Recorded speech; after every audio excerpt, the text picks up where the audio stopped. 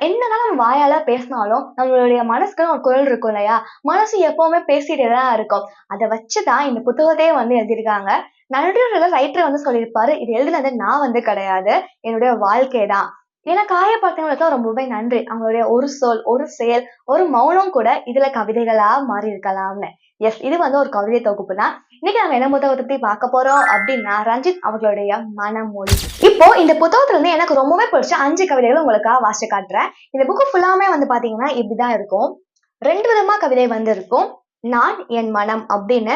நான் நான் சொல்றது, என் மனம் சொல்றது அப்படின்னு 2 தான் எழுதியிருப்பாங்க. முதல் கவிதை தனிமையின் தோழன். நான் உலகம் உருளும் தருவாயில் உன் உள்ளம் மட்டும் ஒதுங்குவது ஏனோ? தனிமை மீது காதலா அல்லது உன் உள்ளம் மீது மோதலா? என் மனம் பழகியும் பழகாமல் பறக்கும் பறவை போல் பரப்போர் மத்தியில் வேறு வழியின்றி விலகி நிற்க, வெற்றிடம் மீது அவிழ்க்க முடியாத ஏவல், தனிமை மீது பிரிக்க முடியாத சிறு பெருங்காதல், கண்டும் காணாமலும் செல்லும் கல்லஞ்சம் கொண்டவர்களின் கண் பார்வையில் சற்று அகப்பட உலகத்தை உதாசீனம் ஆகவும் உயிரை உதிரி எனவும் உதறி தள்ளும் உள்ளத்திடம் எவ்வாறு காதலோ அவ்வாறு மோதல், தன்னிலை மறந்து தவநிலை கொண்டோம், பிறநிலை காண பிறவியும் ஆனோம், சுயநலம் இன்றி சேவைகள் புரிந்தோம், உலகம் அறிந்திட உள்ளத்துடன் உரையாட தோளோடு தோள் கொண்டோம், தனிமையின் தோழனோடு. தனிமைய ரொம்பவே உருக்கமா இந்த கவிதையில எழுதியிருக்காங்க. அடுத்த கவிதை கண்ணீரின் சுவை. விருப்பமில்லா விருந்தில் காலாவதியற்ற காயிலிருந்து வரும் சுவையை சீமை தாண்டி சிறந்தறிந்தோம். விருப்பம் வீட்டை தாண்டினாலும் வெறுப்பு வெளியே சென்றாலும் கவலை கண் கண்டாலும் அணை தாண்டி வரும் அந்த நீரின் சுவை என்ன? கண்ணீரின் கதை என்ன? நாம் அறிவோமா? என் மனம் எட்டி பார்த்த வேளையில் பரிதவித்த பாலையில் ஏக்கமடைந்த எதிர்பார்ப்புகள் எத்தனை, அத்தனை ஏமாற்றத்திற்கும் ஒவ்வொரு சொட்டாம். ஆராய்ந்து பார்த்தால் அதன் சுவை ஒன்றாம். கிட்டிய வாய்ப்பு நெருங்கையில் தட்டிய தடங்கல்கள் தாராளம். பெற்ற பெயர்கள் சூடும் முன்னே, பறித்த வார்த்தைகள் வஞ்சனையாலும் நேசித்த நெஞ்சங்கள் ஒட்டும் முன்னே, உடைத்த உள்ளங்கள் ஊராகும்.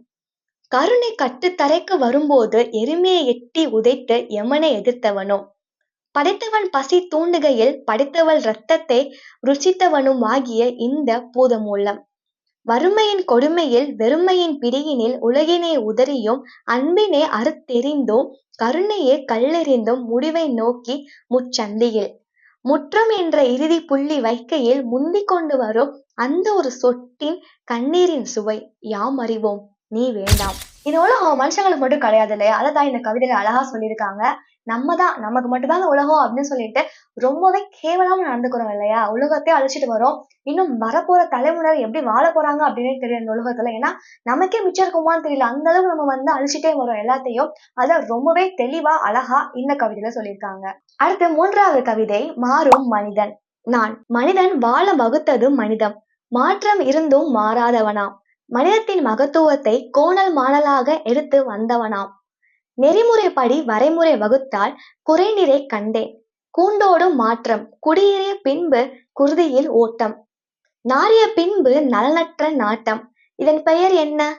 மனிதத்தின் மாற்றமோ?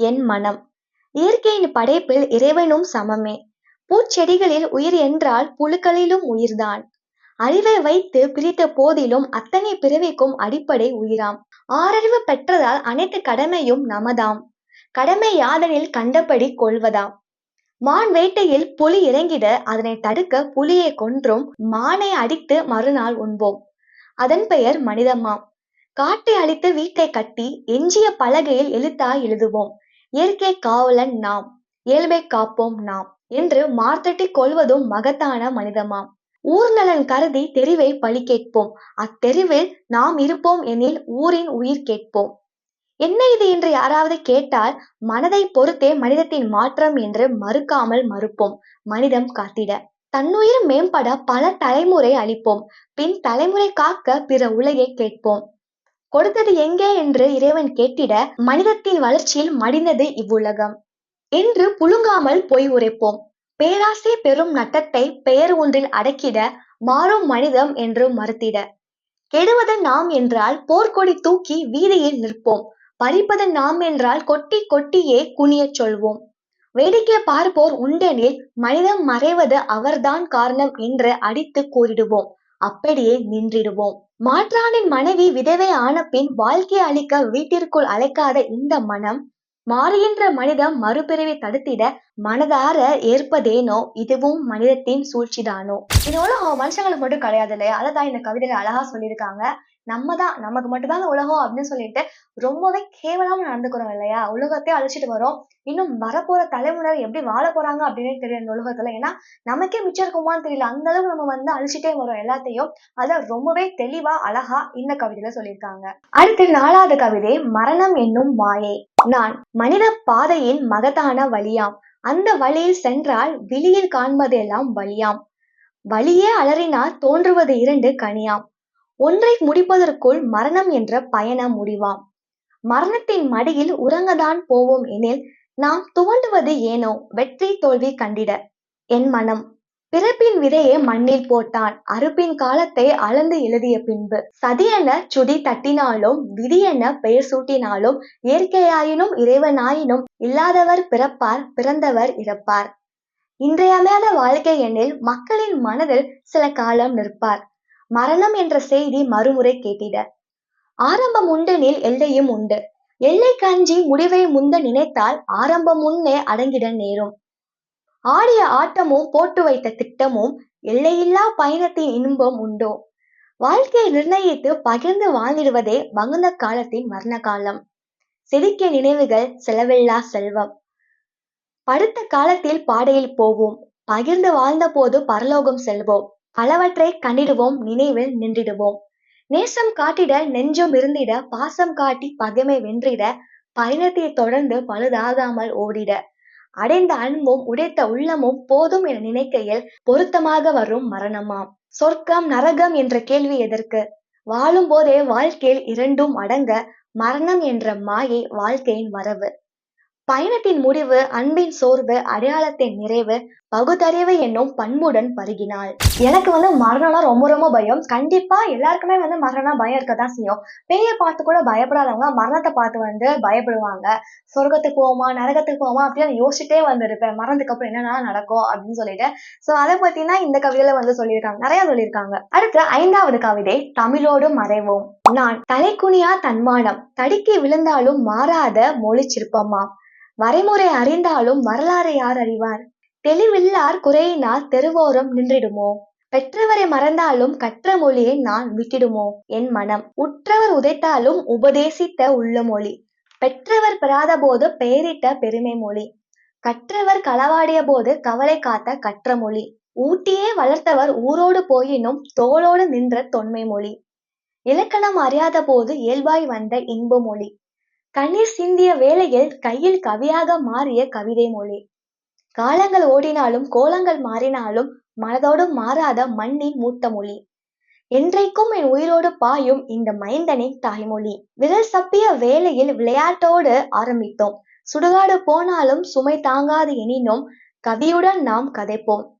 கவலை இருந்தும் நாம் சிரிப்போம். அழியாத மகுடமாய் தமிழ்மொழி நம் தலையில் இருக்க. கர்வம் கொள்வேன் கவலைகள் அற்று உறவுகளை துறப்பேன். உபகரணங்கள் இன்றி ஊரையும் ஒதுக்குவேன்.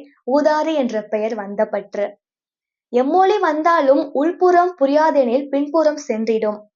வரலாறு வகுக்க இயலாவிட்டாலும் வகுப்பறையில் வாழ்ந்திடும் என இனமொழியாம் தமிழ்மொழி.